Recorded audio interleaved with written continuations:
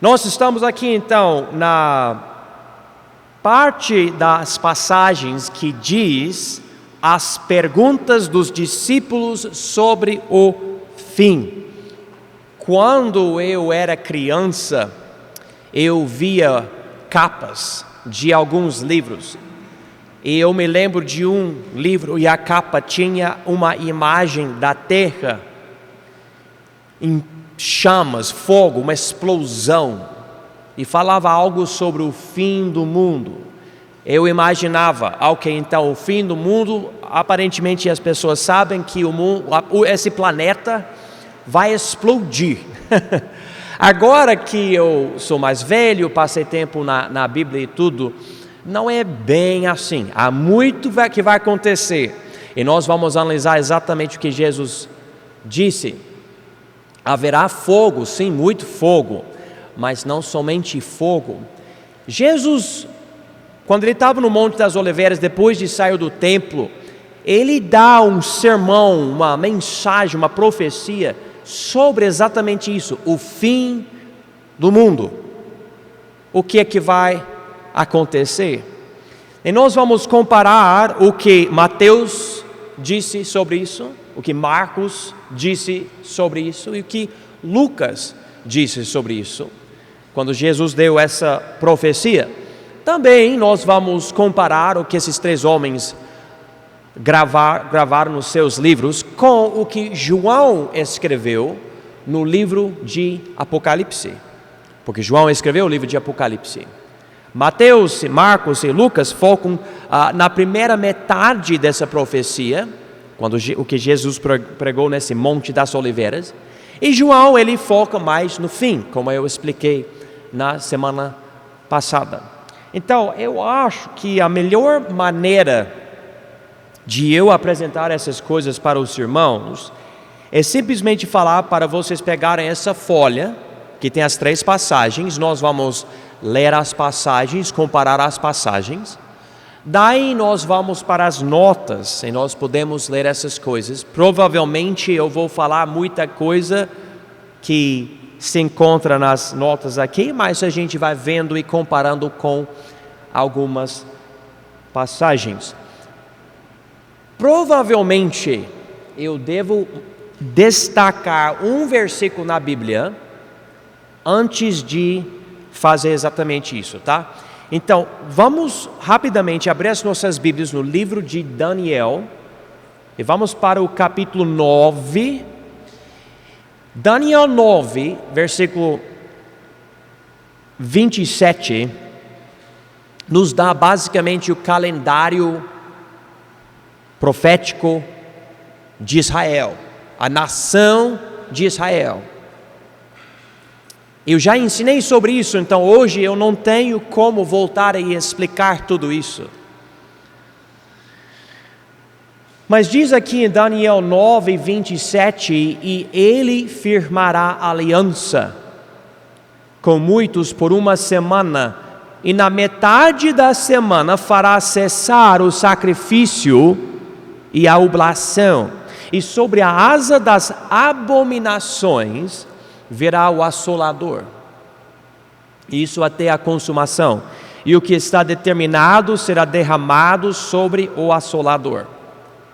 Eu não quero confundir ninguém, mas eu vou dar uma interpretação geral de Daniel 9 e 27. Se você quiser ver tudo sobre isso, você pode voltar para as aulas anteriores no YouTube. Mas, basicamente, essa semana profetizada aqui em versículo 27 é uma semana de anos, não de dias. 7 anos. Se você quiser, você pode escrever aqui do lado de versículo 27, a tribulação. A tribulação. A tribulação é depois do arrebatamento. Então tem o arrebatamento e depois a tribulação. A tribulação é de 7 anos. Aqui diz: na metade da semana fará cessar o sacrifício e a oblação. Metade quer dizer 3 anos e meio e mais 3 anos e meio. E entre essas duas metades, esse homem, de versículo 27, ele vai causar grandes problemas especificamente para a religião do povo de Israel. Esse homem é o próprio anticristo. O anticristo. Aqui está profetizando em Daniel 9:27 sobre a tribulação e como na metade desses 7 anos, esse homem vai perseguir o povo de Israel. E nós precisamos entender isso porque várias vezes a Bíblia lida com a segunda metade desses 7 anos. Fala de 42 meses, por exemplo. 42 meses é 3 anos e meio. A Bíblia lida com esses tempos. Nós precisamos entender isso. Inclusive tem passagens que diz tempos é metade de tempo, que é 1, 2 e meio, ou seja, 3 e meio. Então nós observamos que há uma certa ênfase. Agora, quando nós chegamos aqui e estudamos o sermão do Monte das Oliveiras, pregado por Jesus para os discípulos, em Mateus 24, Marcos 13 e Lucas 21, ele está lidando com esse mesmo evento, a tribulação, ok? Nós já temos um calendário geral aqui em Daniel 9:27. Jesus vai dar mais detalhes. Mas como eu falei, o foco de Jesus nesse sermão do Monte das Oliveiras é somente a primeira metade da tribulação, não a coisa toda. E também ele foca no finzinho, quando Jesus voltar para essa terra para reinar, ok? Agora que eu falei isso, espero que todo mundo tenha entendido. Vamos chegar aqui e eu vou ler o que está escrito em Mateus 24, versículos 1, 2 e 3. Vocês podem achar aí na folha, página 1. E quando Jesus ia saindo do templo, aproximaram-se dele os seus discípulos para lhe mostrarem a estrutura do templo. Jesus, porém, lhes disse: não vedes tudo isto? Em verdade vos digo que não ficará aqui pedra sobre pedra que não seja derrubada. E estando assentado no Monte das Oliveiras, chegaram-se a ele os seus discípulos, em particular, dizendo: dize-nos quando serão essas coisas, e que sinal haverá da tua vinda e do fim do mundo. Então Jesus disse algo meio radical. Os discípulos estavam observando a nova construção do templo por causa de Herodes, a coisa grande, a coisa bonita, sabe, que estava chamando a atenção de todo mundo. E eles falaram para Jesus: olha só esse prédio bonito e grande aqui, o que está acontecendo aqui vai ser uma maravilha aqui na nossa região. E Jesus responde: você não vê tudo isso aqui? Em verdade eu digo para vocês que não vai ficar aqui pedra sobre pedra que não seja derrubada. Em outras palavras, essa coisa toda vai cair. Vai cair. E quando ele falou isso, já fazendo milagres, já pregando com grande autoridade a doutrina bíblica, eles ficaram super curiosos. Que é isso? Isso não é legal. Mas esse prédio aqui, se você for para Israel hoje, você pode ver pedras caídas, pedras grandonas, usadas por Roma para construir lá embaixo. É incrível isso. Mas aconteceu.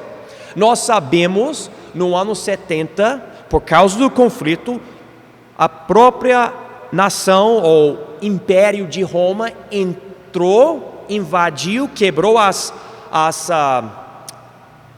os muros da cidade e derrubaram tudo, inclusive o próprio templo. Então o que Jesus profetizou antes da crucificação dele, realmente aconteceu. Você pode ir para Israel hoje e ver o resultado. Já era esse templo. Claro, quando Jesus disse isso, os discípulos não entenderam tudo isso. Você pode ver quem em particular quis conversar com Jesus, tirar dúvidas sobre isso. Olha aqui em Marcos a segunda passagem aqui, versículo 13, capítulo 3, desculpa, versículo 3. E assentado-se ele no Monte das Oliveiras, defronte do templo, Pedro e Tiago e João e André lhe perguntaram em particular. Então esses 4 homens falam: ei, Jesus, o Senhor falou algo meio incrível, tipo, como vai acontecer isso? E eles estavam imaginando algo profetizado pelo profeta Zacarias, que é o penúltimo livro do Velho Testamento, a Bíblia que eles tinham, sobre o dia do Senhor, que Israel vai ficar cercado e os povos do mundo vão invadir e a coisa vai ficar super feia para Israel. Então eles estavam ligando as coisas pensando nisso.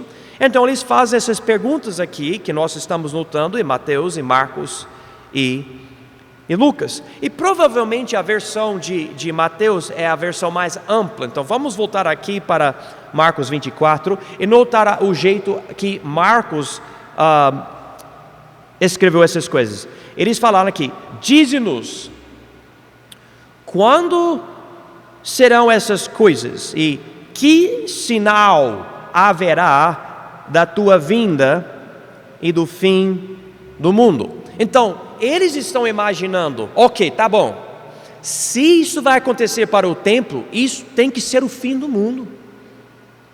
Na verdade, essa palavra mundo aqui, na língua original, é a palavra aion, que quer dizer uma época, ou uma era, o fim de uma época. Mas é meio complicado, não vou explicar tudo, mas o jeito que se usa, você pode traduzir como a palavra mundo, porque a ideia é que o fim dessa época é o fim do mundo. É isso que eles estavam imaginando, é o fim, isso vai acontecer. Eles não estavam pensando sobre tudo que nós sabemos hoje em dia. Eles não entenderam que Jesus ia ser crucificado, que Jesus ia ressuscitar, que a igreja ia passar pelo Pentecostes e ia espalhar por todo mundo, que os gentios iam levar o evangelho no poder do Espírito Santo para alcançar almas perdidas. Eles não sabiam dos efeitos do ministério no Brasil, no Canadá, nos Estados Unidos, em vários outros. Eles não tinham noção de nada disso. Eles não estavam pensando sobre o arrebatamento e a tribulação. Eles não entendiam. Jesus entendia tudo isso. E na verdade, quando Jesus fala sobre essa coisa acontecendo com o templo, ele sabia do evento no ano 70, mas ele também sabia de uma época bem pior do que o ano 70. Ele sabia da época chamada a tribulação. Então ele vai levar as mentes deles para a tribulação, com o templo ainda sendo construído visivelmente diante deles. Então algo talvez meio complicado, mas quando você começa a discernir essas coisas fica mais fácil. Agora podemos chegar aqui nas notas, na página 37, onde diz as perguntas dos discípulos sobre o fim. Os discípulos apresentam para Jesus uma pergunta em 3 partes. Quando serão essas coisas? Que sinal haverá da tua vinda?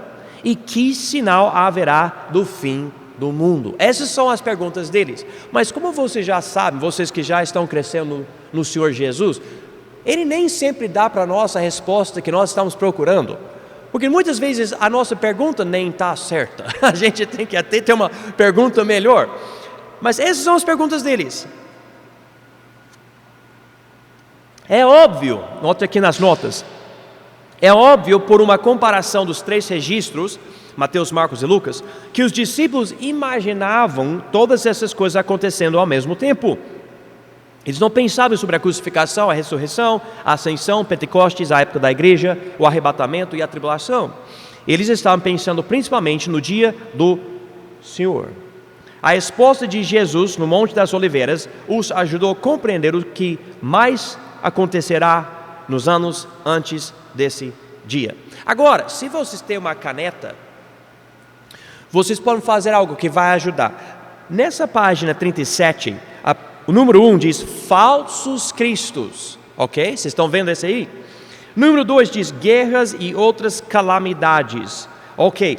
Nós vamos estudar essas coisas hoje à noite, Deus permitindo, ou pelo menos uma boa parte. Número 1 e número 2 são basicamente a primeira metade da tribulação. Os primeiros 3 anos e meio. Se vocês quiserem marcar aí, vocês podem marcar 3 anos e meio. Jesus chama isso o princípio das dores. O princípio das dores. Então, nós vamos estudar essas passagens. Essas são o princípio das dores. Os primeiros 3 anos e meio da tribulação. E também, se você quiser conectar mais as coisas, aqui representa os 4 cavaleiros em Apocalipse 6. Lembram? O cavalo branco e cavalo vermelho, etc. Lembra disso? João, no livro de Apocalipse, liga esses cavaleiros com esses eventos aqui, ok? E nós vamos notar essas coisas. Para começar então, com o número 1 aqui, ao invés de ler as notas, vamos voltar para as passagens e ir para a página 2, tá? Onde diz falsos cristos. Então nas notas você vê número 1, falsos cristos, e aqui falsos cristos. Interessantemente, no plural. Então, os discípulos, eles falaram para Jesus: quando serão essas coisas, Jesus? Que sinal haverá da tua vinda? Que sinal haverá do fim do mundo? E Jesus, respondendo, Mateus 24, versículo 4, disse-lhes: acautelai-vos, que ninguém vos engane, porque muitos virão em meu nome, dizendo: eu sou o Cristo, e enganarão a muitos. Marcos escreve basicamente a mesma coisa. Ele não usa a expressão acautelai-vos, mas ele usa a expressão olhai, mesma ideia. Ele entendeu que é isso que Jesus queria dizer. Nós sabemos que nós podemos falar 2 palavras que querem dizer a mesma coisa. Não há um erro aqui, porque Marcos escolheu uma palavra e Mateus outra palavra. Mostra como se fala isso? A natureza ampla da linguagem. Você pode fazer isso, né? Lucas escolhe a palavra vede, então tem aqui acautelai-vos, olhai e vede. Mas a ideia é: abra os seus olhos, porque alguém vai querer enganar vocês. Quem? Ele fala sobre pessoas que vêm em nome dele, querendo dizer: eu sou o Cristo. A palavra Cristo, irmãos, quer dizer aquele que é ungido por Deus, ou seja, escolhido por Deus para uma missão. No caso aqui, a ideia não é qualquer pessoa que tem o Espírito Santo, mas especificamente a pessoa escolhida para ser o Senhor e Salvador, aquela pessoa que é o Messias, ou seja, Jesus Cristo. Então agora Jesus está dizendo que na primeira metade da tribulação, pessoas vão chegar dizendo: a situação está ficando feia, nós precisamos de um Salvador. E alguém levanta a mão: eu sou Jesus. Já acontece isso. Quem já viu uma pessoa? Não há um cara aqui no Brasil que fala que ele é Jesus Cristo e tem um monte de mulheres que seguem ele? Já tem isso aqui no Brasil. Tá, beleza. Um caso meio louco, né? Mas já existe isso. Já existe isso.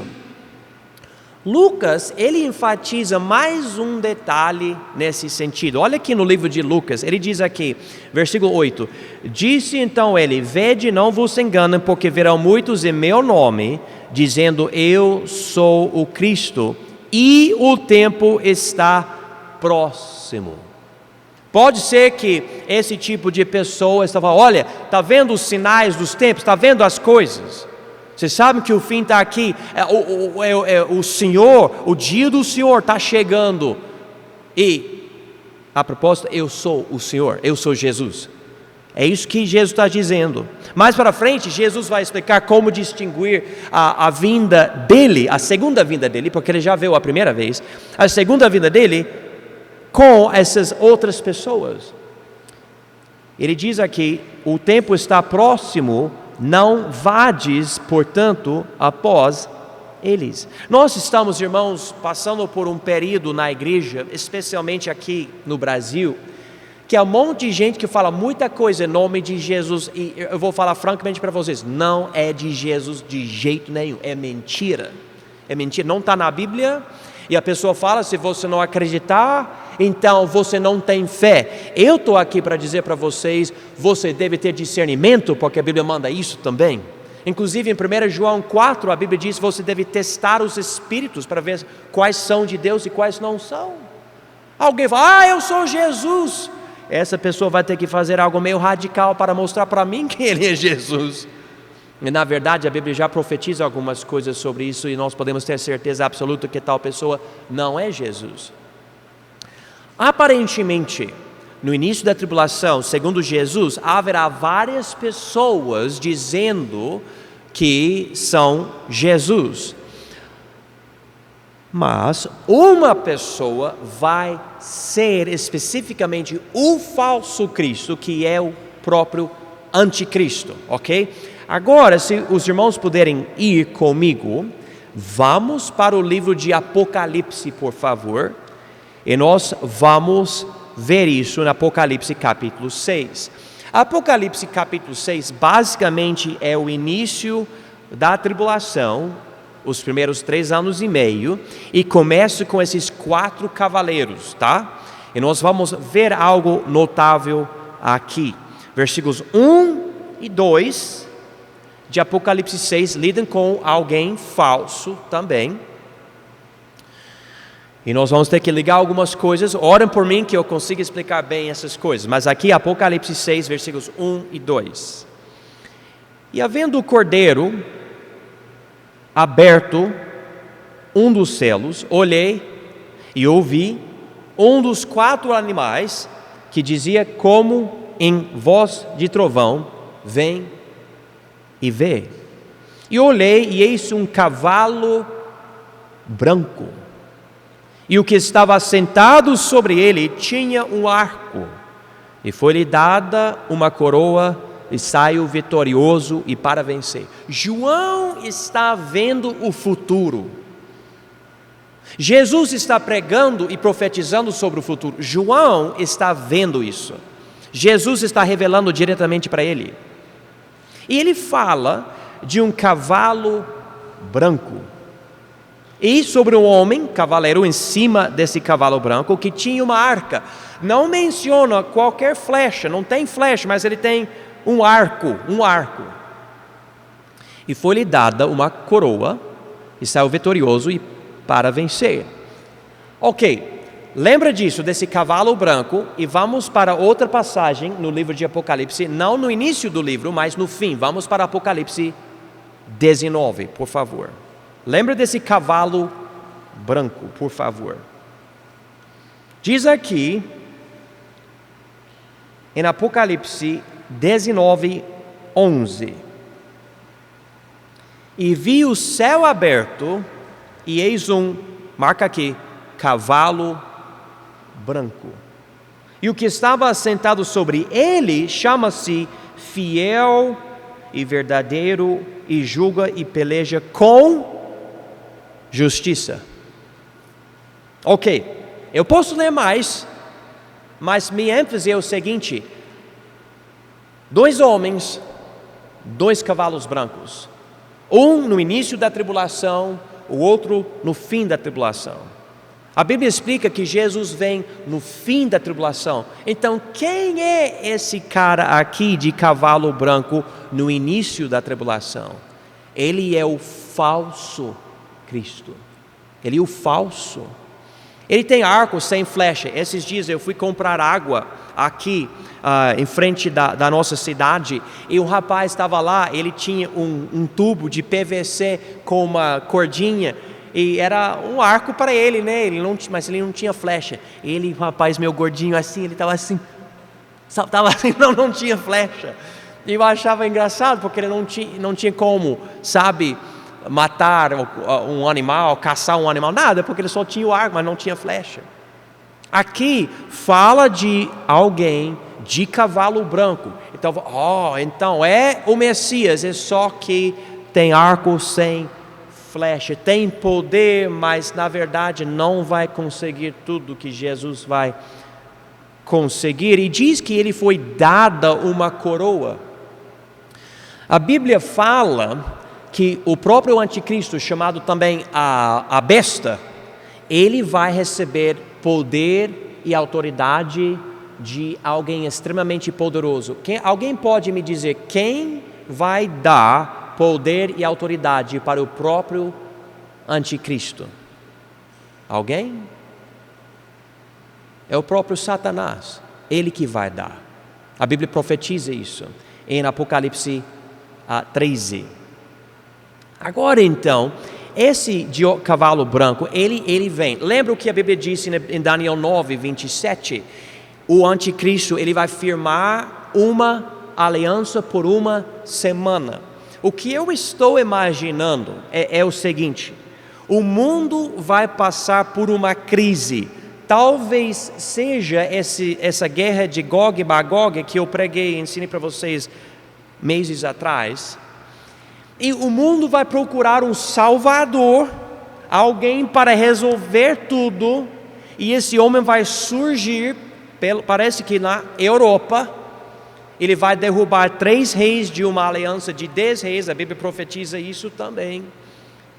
E ele vai receber poder e autoridade de Satanás, e o mundo vai atrás dele, e ele vai ser um tipo de Salvador, um tipo de Cristo. E as pessoas, ele é Jesus, ou algo assim, mas ele vai ser falso, ele vai enganar as multidões com mentiras. Paulo profetiza sobre isso em 2 Tessalonicenses capítulo 2, que o próprio anticristo vai poder enganar muita gente, principalmente porque as pessoas vão querer a mentira. Esse é outro assunto para outra hora. Vamos chegar aqui, então, nas notas, na página 37, sobre falsos cristos, número 1. Então, o Sermão do Monte das Oliveiras se encontra em Mateus, Marcos e Lucas, mas a passagem paralela se encontra no livro de Apocalipse, capítulo 6, que a gente acabou de ler, versículos 1 e 2. É o primeiro selo que o cordeiro abre e sai esse cavalo branco. Esse cavaleiro, com esse cavalo branco, representa o falso Cristo chamado a besta, ou o anticristo. E ele imita Jesus usando um cavalo branco. Ele tem arcos sem flechas, um sinal de que o anticristo terá limites. Ele recebe coroa como a besta. Eu vou ler para os irmãos essa passagem que eu tinha mencionado, mas eu não li. Se os irmãos quiserem achar também no livro de Apocalipse, Apocalipse capítulo 13. Apocalipse 13 fala sobre o anticristo e também sobre esse falso profeta, ok? E diz aqui, na Apocalipse 13, e eu pus-me sobre a areia do mar e vi subir do mar uma besta que tinha 7 cabeças e 10 chifres, e sobre os seus chifres 10 diademas, e sobre as suas cabeças um nome de blasfêmia. E a besta que vi era semelhante ao leopardo, e os seus pés como os de urso, e a sua boca como a boca de leão, e o dragão deu-lhe o seu poder e o seu trono e grande poderio. Então, há tanto que eu quero explicar, mas eu já ensinei essas coisas nas aulas anteriores. Eu quero simplesmente enfatizar para os irmãos o fim de versículo 2. O dragão deu-lhe o seu poder e o seu trono e grande poderio. Alguém grita para mim, quem é esse dragão? É Satanás. Nós aprendemos isso em capítulo 12, versículo 9. Então, esse dragão dá poder. Então, Deus vai permitir Satanás dar esse poder, essa autoridade para esse homem. Eu expliquei para vocês, é a minha opinião, não a Bíblia, mas a minha opinião, que Satanás tentou fazer o mesmo com Adolf Hitler na Segunda Guerra Mundial, mas não tendo acontecido o arrebatamento, não deu certo, e o Adolf Hitler acabou se matando, mas ele queria vencer um monte de gente, fazer um novo império alemão, né? Em nome dele, as pessoas basicamente adoravam ele. Ele conseguiu convencer vários pastores da Alemanha a tirar as cruzes dos prédios e colocarem swasticas. É coisa incrível, aconteceu mesmo, você pode estudar essas coisas, aconteceu, mas não deu certo. Aparentemente, em algum dia, depois do arrebatamento, vai surgir um homem, recebendo o poder e a autoridade de Satanás, e ele vai conseguir convencer as multidões a seguir ele. E ele vai ser considerado como esse Cristo, mas não vai ser Jesus. Ele vai vir em nome de Jesus, e aparentemente ele vai ser bem superior a todos os outros falsos cristos que Jesus está mencionando na mensagem dele em Mateus 24, versículos 4 e 5, e Marcos 13 e Lucas 21. Mas ele vai ser diferente. E eu entendo que ele vai estar na Europa, naquela região, pelas coisas escritas sobre isso no livro de Apocalipse e também no livro de Daniel. Podemos continuar aqui, número 4, nas notas, página 37 ainda. Sairá para vencer e será vitorioso. Vamos notar isso, vamos para Daniel, capítulo 8, por favor. A Bíblia fala muito sobre o anticristo no livro de Daniel. Na verdade, você nunca vai entender muito bem o livro de Apocalipse sem o livro de Daniel. O livro de Daniel é extremamente importante. E diz aqui em Daniel 8, 24: e se fortalecerá o seu poder, mas não pela sua própria força, e destruirá maravilhosamente, e prosperará e fará o que lhe aprouver, e destruirá os poderosos e o povo santo.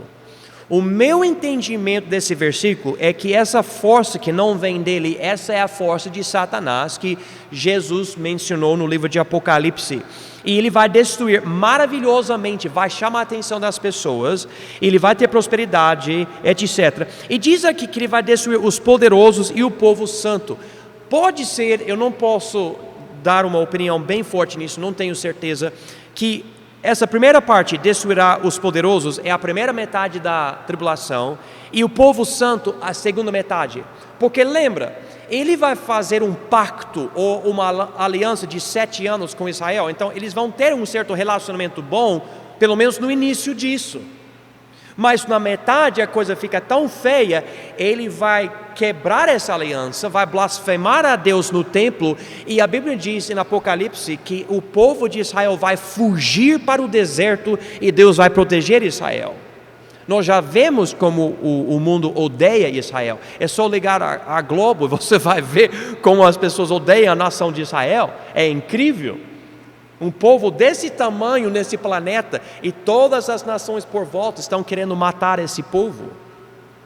Isso é muito interessante quando você considera algumas profecias no livro de Ezequiel, mas é para uma outra hora. Continuando aqui nas notas, na verdade, deixa eu ler também mais uma passagem. Eu queria ler para vocês Daniel 11:39 também. Daniel 11:39. Eu acho interessante isso. Com o auxílio de um Deus estranho, agirá contra as poderosas fortalezas. Aos que o reconheceram, multiplicará a honra e os fará reinar sobre muitos, e repartirá a terra por preço. Então ele vai não vai ser simplesmente um rei, mas ele vai ser um imperador. Ele vai vencer vários povos, várias nações. Nós estamos vendo isso aqui, mas ele vai ter o auxílio de um Deus estranho. Eu não sei o que isso quer dizer. Eu sei que já enfatizou Satanás. Eu não posso dizer para os irmãos exatamente o que é isso, mas é uma coisa sobre Satanás. Sobre o anticristo, algo que ele vai ter.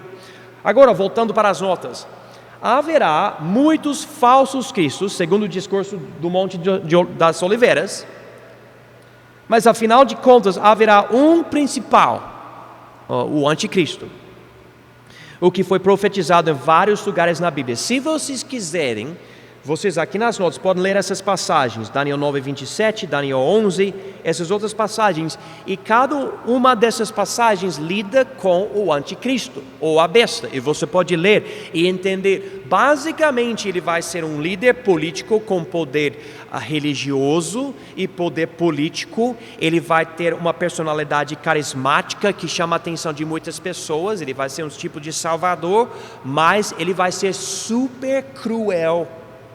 Talvez, segundo uma passagem em Daniel, ele vai ser ou homossexual, ou ele não vai ter interesse nenhum nesse tipo de coisa, nem mulher nem homem. A Bíblia não explica claramente, mas a Bíblia diz que ele não vai respeitar o amor das mulheres, em Daniel capítulo 11, versículo 37, tá? Esse homem. Eu vou falar algo para vocês. Há um movimento extremamente forte hoje contra a igreja dos homossexuais. Estamos vendo isso. A possibilidade do anticristo usar isso contra a igreja existe. Eu devo dizer contra o povo de Deus, porque a verdadeira igreja nem vai estar aqui por causa do arrebatamento. Mas uma coisa para ser considerada. Agora, voltando para as notas aqui. Os falsos cristos enganarão muitos, anunciando o fim. O tempo está próximo. E a gente já viu isso. Essa é a parte que não se encontra especificamente no livro de Apocalipse, mas nesse sermão que nós estamos estudando aqui em Mateus 24, Marcos 13 e Lucas 21. Então, essa é a primeira sessão que Jesus enfatiza, tá? Agora, podemos ir para a próxima, ainda na primeira metade da tribulação, e a gente colocou esse título, Guerras e Outras Calamidades. Então, página 3, nas folhas que tem as passagens, tá bom? Página 3. E também ainda página 37 nas notas. Agora nós vamos ver mais detalhes sobre a primeira metade da tribulação. Esse anticristo, ele vai surgir, um falso Cristo, vai enganar muitos, e para o povo de Deus não ficar enganado. E alguém fala, mas se Deus levou a igreja, quem é esse povo de Deus? Bom, Israel, e o povo que Israel vai ganhar, porque o foco vai da igreja para Israel. Inclusive, se você estudar muito bem esse sermão do Monte das Oliveiras e o livro de Apocalipse, a parte da tribulação, você nunca vê a igreja. Você vê Israel, Judeia, você vê Jerusalém, você vê sinagogas, templo, etc. Mas a igreja, ele não menciona, porque nós não vamos estar aqui. Nós não vamos estar aqui. Agora então, vamos ver primeiro a passagem. Vamos chegar aqui, Mateus 24, versículos 6 a 8. E ouvireis de guerras e de rumores de guerras. E já acontece isso, mas preste atenção. Olhai, não vos assusteis. Por favor, marca isso. Não vos assusteis. Todas essas guerras, não vos assusteis. Porque é mister, ou necessário, que isso tudo aconteça, mas ainda não é o fim. Muita pessoa lê a primeira parte do versículo e não lê o resto, mas fala que não é o fim.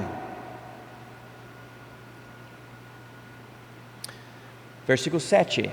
Porquanto se levantará nação contra nação e reino contra reino, e haverá fomes e pestes e terremotos em vários lugares. Mas, olha aqui, versículo chave, todas estas coisas são o princípio de dores, ok? Então nós não estamos no fim da tribulação, essas coisas são o princípio de dores, ok? O início da coisa, essas guerras, rumores de guerras, fomes, pestes, terremotos em vários lugares. quanto a mim, é como se a raiva de Deus, a ira de Deus contra o pecado estivesse aumentando, e Ele está sacudindo a terra, preparando para o fim, para Ele realmente explodir. E você vê isso durante o período da tribulação. Então no início você vê essa atividade estranha, agressiva, mas não é o fim, é só o início do fim. Vamos ver aqui Marcos 13, eu vou ler, é basicamente igual, mas eu vou ler, e daí nós podemos ir para Lucas 21, que inclui alguns detalhes diferentes. Marcos 13, 7 e 8. E quando ouvirdes de guerras e de rumores de guerras, não vos perturbeis, porque assim deve acontecer, mas ainda não será o fim. Porque se levantará nação contra nação e reino contra reino, e haverá terremotos em diversos lugares, e haverá fomes e tribulações. Estas coisas são os princípios das dores. Então, ele fala basicamente a mesma coisa, escreve basicamente a mesma coisa. Agora vamos para Lucas 21, versículos 9 a 11. E quando ouvirdes de guerras e sedições, não vos assusteis, porque é necessário que isto aconteça primeiro, mas o fim não será logo. Então lhes disse: levantar-se-á nação contra nação e reino contra reino, e haverá em vários lugares grandes terremotos e fomes e pestilências. Ok, tudo igual até esse ponto, mas ele fala de algo diferente aqui no fim. Ele diz: haverá também coisas espantosas e grandes sinais do céu. Marca aqui essa segunda metade de versículo 11. Desenhe uma chave ou alguma coisa. Através disso, chegamos à conclusão que essa profecia está falando de coisas além do ano 70, quando Roma derrubou o templo que Jesus mencionou. Porque nós não podemos dizer que haviam coisas espantosas e grandes sinais do céu. Eu vou falar algo para vocês. Há pessoas que querem interpretar essa mensagem inteira de Jesus dessa forma. Tudo isso já aconteceu. Mas para fazer isso, você tem que interpretar essa passagem de uma forma alegórica. Ou seja, o que é literal para de ser literal. Eu não tenho a liberdade para fazer isso. Se ele fala de um certo jeito, eu preciso aceitar, a não ser que ele me dê uma certa dica. Então aqui está tudo normal aqui, e daí de repente vai ser algo alegórico? Do nada? Não. Então Jesus está respondendo às perguntas deles. Eles estão pensando sobre o templo, que Jesus sabia vai ser derrubado daqui uns 40 anos, eles não sabendo disso. Mas ele queria falar de algo bem mais para frente, depois da época da igreja, depois da nossa época, irmãos. Nós, aqui. Ele está falando da tribulação. Ele fala que haverá também coisas espantosas e grandes sinais do céu. Ok, agora, se os irmãos quiserem escrever, o seguinte. Lembra que no livro de Apocalipse estamos vendo essas passagens paralelas e os cavalos e os cavaleiros, etc. Falsos cristos são o primeiro selo, o primeiro cavalo, que é a passagem paralela. Porém, onde tem guerras e outras calamidades, aqui as passagens paralelas falam sobre o primeiro selo, o segundo selo, o terceiro selo e o quarto. Ok? Então, nós vamos concluir os 4 cavaleiros aqui no fim da página 3, onde diz guerras e outras calamidades. Então, ele fala, a coisa vai ficar feia, guerras, pestilência, terremotos e tudo. Então vamos ver o que Jesus revelou para João. Vamos para o livro de Apocalipse agora e ver essas mesmas coisas, mas dadas para João. Então agora nós vamos ler de versículos 3 a 8 em Apocalipse 6, ok? Ele começa com guerra, como Jesus disse aqui no Sermão do Monte das Oliveiras, tá? Mesma coisa, mas agora nós vamos de uma mensagem pregada para uma visão dada a João. Então, Apocalipse 6, lembra, versículos 1 e 2 lidaram com o primeiro selo, o cavalo branco. Agora nós vamos para o segundo selo, versículos 3 e 4.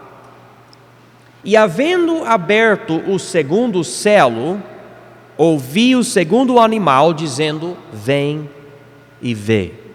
E saiu outro cavalo vermelho, e ao que estava sentado sobre ele foi dado que tirasse, olha aqui, a paz da terra, e que se matassem uns aos outros, e foi-lhe dado uma grande espada.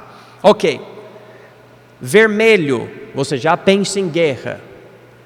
Tirar a paz da terra, guerra. As pessoas estão se matando uns aos outros, guerra. Uma espada, uma grande espada, guerra, guerra, guerra. Então esse segundo cavaleiro desse cavalo vermelho representa guerra. Então nós estamos vendo algo paralelo no Sermão do Monte das Oliveiras com essa visão dada para João no livro de Apocalipse. Ok? Vocês estão comigo? Todo mundo está entendendo? Mas Jesus não só mencionou guerra, ele mencionou outras coisas. Vamos ver o terceiro selo em Apocalipse 6. Vamos para versículos 5 e 6. E havendo aberto o terceiro selo, ouvi dizer o terceiro animal: vem e vê. E olhei, e eis um cavalo preto, e o que sobre ele estava sentado tinha uma balança em sua mão.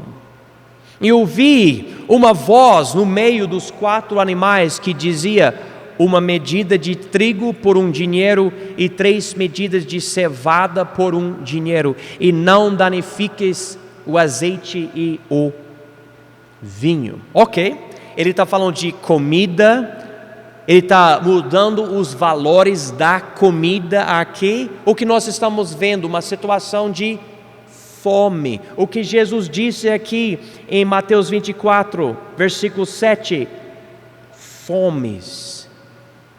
Ele mencionou isso. Você pode ver fomes em Marcos 13, versículo 8. Você pode ver fomes em Lucas 21, 11. No Sermão do Monte das Oliveiras. Mesma coisa. Fomes. Pode ser que as guerras vão ficar tão feias que pessoas vão passar fome. Acontece isso. Por causa de guerra vem fome para certas pessoas, certas situações. A coisa fica realmente feia. Então, tem fomes. Daí nós podemos ir agora para o quarto selo e o quarto cavalo e cavaleiro. Vamos para versículos 7 e 8 de Apocalipse 6. E havendo aberto o quarto selo, ouvi a voz do quarto animal que dizia: vem e vê. E olhei, e eis um cavalo amarelo, e o que estava sentado sobre ele tinha por nome Morte, e o inferno o seguia, e foi-lhes dado poder para matar a quarta parte da terra com espada, e com fome, e com mortandade, e com as feras da terra. Aparentemente até algo vai acontecer com animais. Eu não entendo isso, mas a coisa vai ficar bem feia. Marca aqui onde diz em versículo 8, a quarta parte da terra. Usando as coisas paralelas aqui, você pode marcar na sua Bíblia, entre versículos 8 e 9, nós vamos da primeira metade da tribulação para a segunda metade da tribulação. Então, no fim da primeira metade, já perdemos no mínimo a quarta parte das pessoas nesse planeta. Só para dar uns cálculos para vocês, eu mandei para o Paulo hoje, estava calculando isso. Por causa do Covid-19, esse planeta já perdeu 4,3 milhões de pessoas, ok? Pelos meus cálculos, se a tribulação acontecer daqui a pouco e passamos uns 3 anos e meio, esse planeta vai perder, eu acho que eu escrevi aqui em algum lugar, deixa eu ver aqui, eu quero dar os cálculos certos para vocês. Basicamente, 2 bilhões de pessoas que vão morrer. Se demorar um pouco, eles falam que provavelmente nosso planeta vai ter 10 bilhões de pessoas no ano 2057. Estamos quase com 8 bilhões agora, temos 7,9 bilhões de pessoas. Então, 2027, se acontecer essa parte da tribulação, em 2057, o planeta vai perder 2,5 bilhões de pessoas. As pessoas estão falando que Covid-19 é algo ruim. Mas se você compara com a tribulação, irmãos, é pouca coisa. Pouca coisa. Deus está profetizando para nós de uma situação extremamente feia. E, irmãos, prestem atenção, segundo essas passagens paralelas, essa quarta parte da terra perdida é só a primeira metade da tribulação, e somente por causa desses últimos eventos, porque já tinha o anticristo com a crueldade dele, e as guerras, e essas outras coisas. Então, nem sei quantas pessoas vão perder as suas vidas durante a tribulação. Lendo essas coisas, eu posso falar algo para vocês. Eu fico extremamente feliz e contente que, segundo Tessalonicenses, nós que já recebemos Jesus, nós já somos salvos da ira futura. Essas coisas que vão chegar, nós não vamos estar aqui. É o que a Bíblia profetiza. Então nós podemos entender essas coisas e comparar com o que está acontecendo hoje e notar que o que está acontecendo hoje serve como uma sombra do que vai acontecer durante a tribulação, mas nós não vamos estar aqui. Uma das sombras que eu estou percebendo agora. Agora, se você quiser ir para Nova York hoje e comer no restaurante, você vai ter que dar uma prova que você já ficou vacinado. Senão você não pode. Não pode. Tem isso em outros lugares. Então, o governo está dizendo, se você não tiver isso, você não pode comer nesse lugar ou ir para esse lugar, etc. E talvez você veja a razão disso ou não, eu não sei, mas a Bíblia profetiza que o próprio anticristo vai fazer a mesma coisa e vai falar, se você não tiver essa marca, você não vai poder comprar nem vender comida, nada. Então nós vemos uma sombra disso até nessas vacinas. Eu não estou dizendo para você tomar ou não tomar vacina, eu estou simplesmente dizendo, eu vejo uma sombra como agora o governo está dizendo em certos lugares, se você não tiver isso, você não vai poder comer aqui ou ali ou ali. Certos empregos também. Eu vi, eles estão mudando as leis, se você não tiver essa vacina, você não pode. Deixa eu falar algo para vocês para esclarecer. Eu não estou dizendo que a vacina é a marca da besta. Não estou dizendo isso. Eu estou dizendo que esse sistema do governo proibir certas coisas, se você não tem algo, é uma sombra do poder que o governo vai usar um dia com o anticristo, dizendo você não pode. E a marca da besta é uma marca de basicamente dizer, eu concordo com ele, eu adoro ele, eu sigo ele, e eu quero comida, então eu aceito essa marca. Coisa feia, mas é o que a Bíblia profetiza. Graças a Deus, nós somos o povo de Deus e nós vamos no arrebatamento. Agora que eu li essas coisas para os irmãos, vamos voltar para as notas aqui nessa folha. Então, página 37, e tem muita coisa aqui, mas deixa eu ler para os irmãos essas notas. Então, página 37 aqui, guerras e outras calamidades. Já notamos a primeira passagem paralela, que é o cavalo vermelho, que representa a guerra, tira paz da terra, causa confusão tal que as pessoas matam uns aos outros, ele falou isso, então a coisa vai ficar bem feia.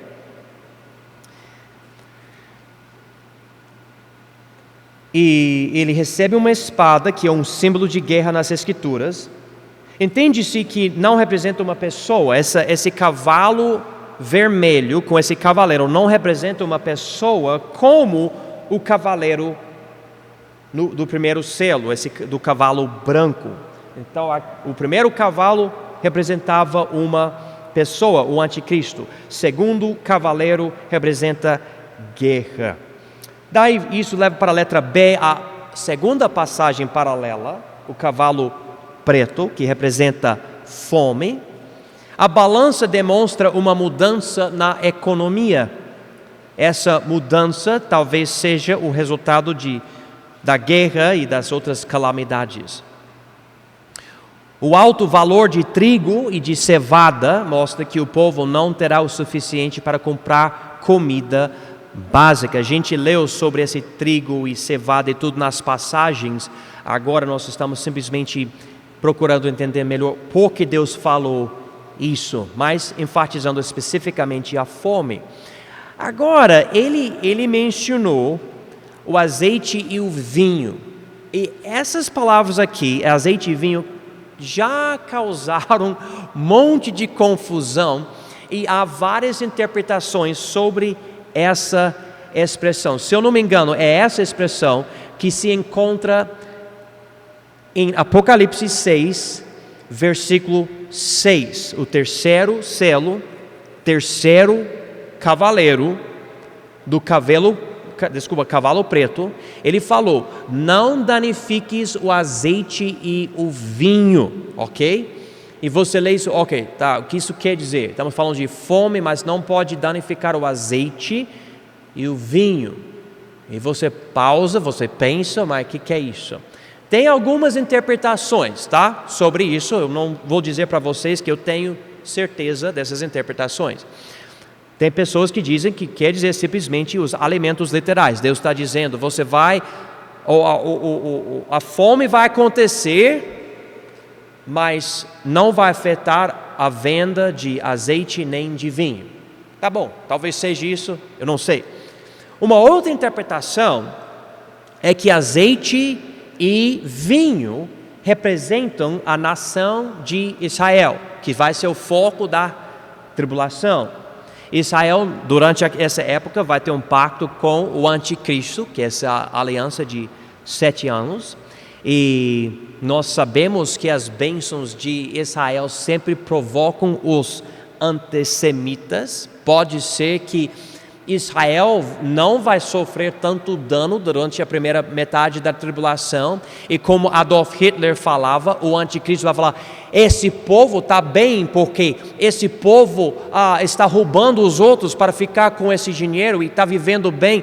E ele falou isso provocando o nacionalismo da Alemanha, e o povo decidiu destruir e matar os judeus por causa disso. Pode ser que essa expressão quer dizer que Israel vai viver bem e os outros não vão gostar e vão querer matar. E quando ele destruir esse pacto com Israel, Israel vai ter que fugir mesmo. A Bíblia profetiza isso, que Israel vai ter que fugir para o deserto.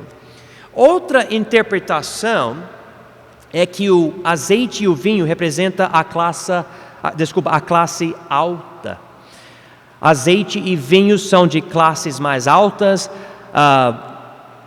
protegendo essa classe, então vai criar um desequilíbrio até maior no mundo. Quem já ouviu a expressão, o rico fica cada vez mais rico e o pobre fica cada vez mais pobre? Talvez quer dizer isso, que haverá uma separação até maior. Os ricos vão ficar super ricos e os pobres não vão ter basicamente nada, e uma grande multidão da terra vai passar muita fome. Ou seja, esse faminto, essa fome mencionada aqui. Outra interpretação, que quer dizer, o azeite e o vinho representam as pessoas que vão ser seladas por Deus. Em Apocalipse 9:4, há outro selo, há o selo ou a marca da besta, mas também tem a marca de Deus durante a tribulação. Por que as pessoas têm essa interpretação? Porque o óleo representa, na Bíblia, azeite, representa o Espírito. E o vinho representa o sangue de Jesus. Então segue que Deus queria proteger os salvos da terra. Nós sabemos que haverá um grande avivamento entre Israel. A Bíblia profetiza que haverá 144 mil evangelistas judaicos que são virgens, que vão pregar o evangelho durante a tribulação. Deus vai proteger esses virgens. A questão da presença do Espírito Santo, essa é uma coisa interessante. No mundo, durante a tribulação, existe, eu quero ler isso aqui, mas eu vou parar aqui. Há uma profecia nos dada por Paulo, que diz que o anticristo vai poder ter mais poder, porque Deus vai tirar algo da terra, para ele poder fazer a obra dele. Existe algo na terra hoje que está proibindo a manifestação de um anticristo desse jeito. A nossa interpretação é que Deus está falando especificamente da igreja, do povo de Deus, que tem o Espírito Santo através do novo nascimento. E a ideia é que quando o arrebatamento acontecer, Deus vai nos tirar e a nossa influência some.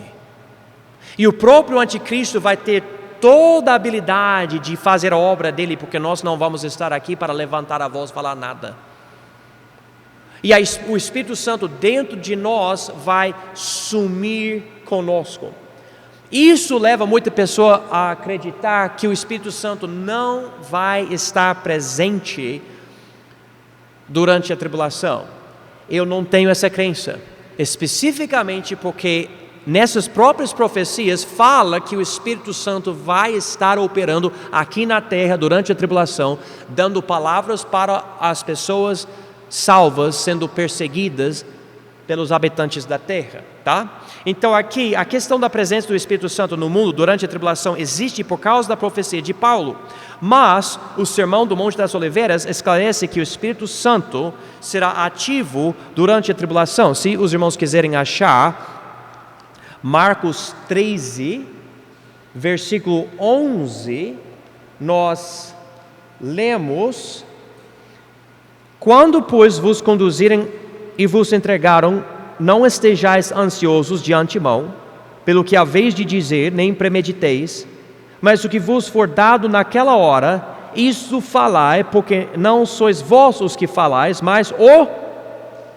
Espírito Santo. Então o Espírito Santo será ativo durante a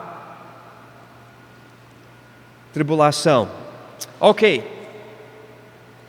Junto com a fome, estou lendo aqui nas notas de novo, página 38. Junto com a fome, Jesus disse que haverá pestes, terremotos e tribulações em vários lugares. Haverá também coisas espantosas e grandes sinais no céu. Haverá um mundo em crise. E isso, irmãos, será perfeito para o anticristo ganhar mais poder, porque as pessoas vão olhar para ele como um tipo de salvador. Lembra quando eu falei para vocês que as pessoas escreviam hinos de louvor para o presidente Obama, entendendo ele como se ele fosse um tipo de salvador, um tipo de Messias? E agora as pessoas estão praticamente adorando o presidente Trump, e aqui eu vejo pessoas fazendo algo super parecido com o Bolsonaro aqui. Eu não estou nem dizendo que eu sou a favor ou contra esses homens, mas eu estou dizendo para vocês, existe um modo de pensar em muita pessoa que um líder político é um tipo de salvador. Irmãos, o único salvador é Jesus Cristo, o único. Mas o mundo já está mostrando essas sombras da tribulação, querendo adorar, e o anticristo provavelmente vai aproveitar umas crises. Continuando aqui, a terceira passagem paralela, o quarto selo, o cavalo amarelo, representa a morte. Inclusive a cor amarelo aqui nessa passagem, na língua original, é mais ou menos a cor que é amarelo e verde. Quem já viu uma pessoa morta?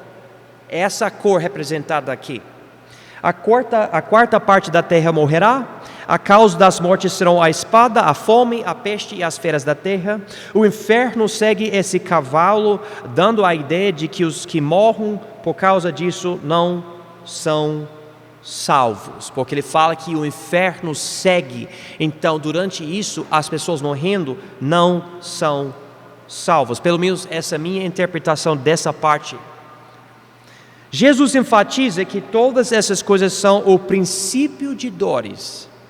Ainda que essas coisas parecem bem ruins, obviamente sofrimento continuará e piorará. Essas guerras e rumores de guerras serão necessários, segundo o sermão do Monte das Oliveiras.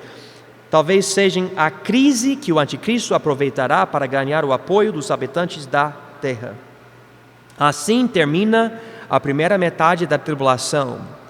E a linguagem das seguintes passagens deixa isso bem claro. Se os irmãos quiserem ler, vocês podem ler essas passagens para ver como nós percebemos que aqui é a divisão.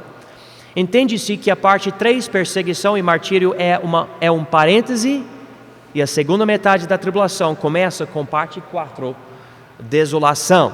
Então, eu vou explicar mais essas coisas na próxima semana, tá? Nós estamos num lugar ótimo para parar, então eu vou orar, e daí eu vou falar algumas coisas e a gente termina.